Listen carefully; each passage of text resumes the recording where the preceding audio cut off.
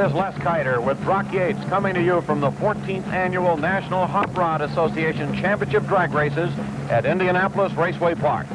Here are the highlights of drag racing show of shows, featuring challengers from all 50 states and Canada in the wildest array of driving skill and exotic machinery ever assembled.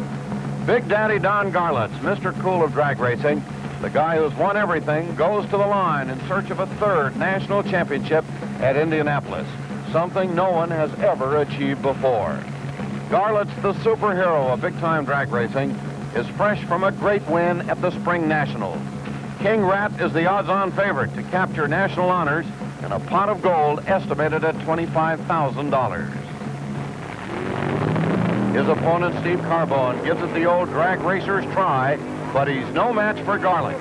Big Daddy is king of speed again. But wait a minute. Big Daddy's victory wrapped up the 1968 Nationals. We've missed all the action, so let's put the time tunnel in reverse. Come on, Big Daddy. You're way ahead of schedule. There, that's better. You see, the NHRA Nationals at Indianapolis is a lot more than one race. In fact, it's the biggest auto sports showcase in the world, with over 1,500 cars and drivers, and better than $100,000 in prize money and 100,000 fans. And, well, as you can see, Indy involves some pretty big numbers.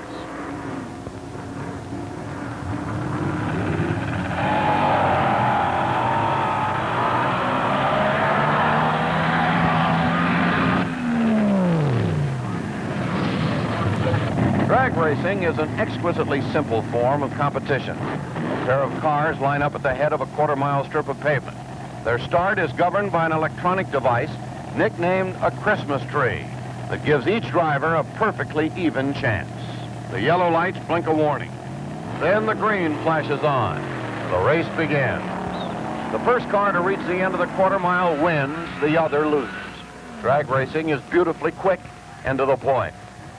Every speed merchant in racing is here, including California's Don Prudhomme. Quick as he is, the snake knows that for Indy, he will have to be even quicker. I think this is the toughest field they ever had in drag racing. I think all the cars, by the time they're qualified, will be in the 6-second bracket. It's going to be close. It's 7-0s now, but there's a lot of 7-0 cars, and I don't believe that all of the cars are going to make it into the 6s, not all 32. While the headlines are captured by high rollers like Garlits and Prudhomme and their 230-mile-per-hour mechanical monsters, a lot of people forget that drag racing is a fun sport, designed for little guys and little girls. They migrate to Indy by the hundreds, towing behind their trucks and station wagons some of the wildest automobiles in captivity. Drag racing is a showplace for a purely American pop art form that manifests itself in madly imaginative paint jobs and car names that range from the amusing to the striped, to the outright boastful, the wildest kind of wishful thinking.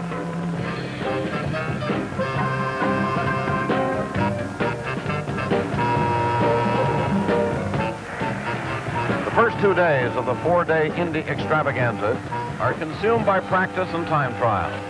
And a brash Californian named Tom the Mongoose McEwen manages to record the top speed and low elapsed time of the event.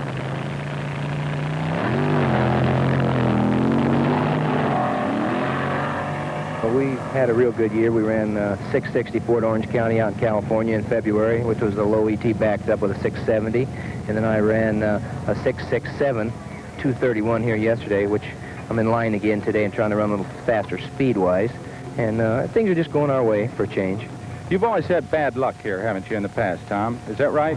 Right. I always seem to qualify good, but in eliminations, like last year, I went up to the next to last round against Garlits and I fouled, red-lighted light. And I don't know, maybe I try too hard or something. This year, I'm just going to try to I try a whole lot of things, and I usually mess myself up. This year, I'm going to kind of just take it easy and run the same combination all meet and just do what I can. Last year, Brock, as you know, we knew that the car would run faster than we were running it in the time trials, and we were, as the saying in the sport goes, sandbagging. And we didn't want to make a real good run until it was absolutely necessary. Well, this year, there'd be no point in trying anything like that because the competition knows what the car is capable of. So this year we just want to come in and run real strong and let the guys know just what the car will do, and hope on the psychological effect of just a good running car in the other lane.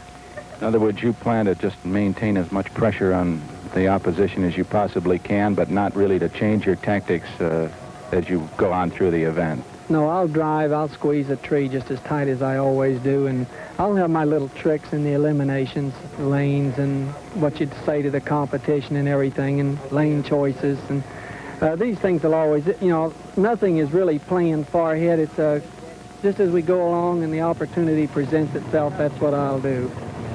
Nobody can really plan that far ahead in a drag race. Machines are fickle, and men must be prepared to keep them running.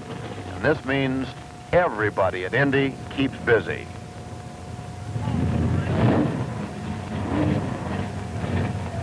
Well, almost everybody. Certainly everybody around the Hearst Safety Center is wide awake, because this is the focal point for a brand of feverish activity that has given Hearst its unique reputation for backing drag racing to the limit. The Hearst crew is on hand 50 strong to keep the machinery running, to keep the racing safe. They've brought $120,000 worth of equipment with them.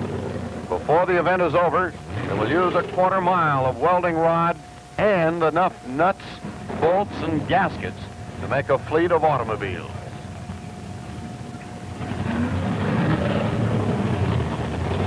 The Hearst associates are here to help in any way they can, and help they do. Nearly half the 1,500 entrants here at Indy receive Hearst aid. The problems range from minor jobs like overhauling Hearst shifters to big ones, like adding 600 pounds of ballast to a car so it can meet minimum weight requirements. In all, nearly a quarter ton of metal and thousands of highly skilled man-hours are donated to making the Nationals as safe and successful as possible. All of the work is done without charge for anyone who needs help, regardless of whether he uses Hearst equipment. A great deal of time is spent helping the racers meet the NHRA's rigid safety requirements. Dozens of competitors also need last-minute work to keep them in the running. In one case, a giant crack in a dragster's engine block was welded up, permitting the car to make a qualifying run. This kind of devotion to the sport brought George Hearst the Manufacturer of the Year award from Carcraft magazine for the second straight year, and made his safety center an indispensable part of the Nationals. Superstockers are the bread and butter of drag racing. Though not the fastest machines on the strip, they attract a devoted following, provide instant excitement by the decibel ton. One of the most successful jockeys in the superstock category is a lean southerner named Ronnie Socks, who finds that too much traveling on the speed tour can be a handicap.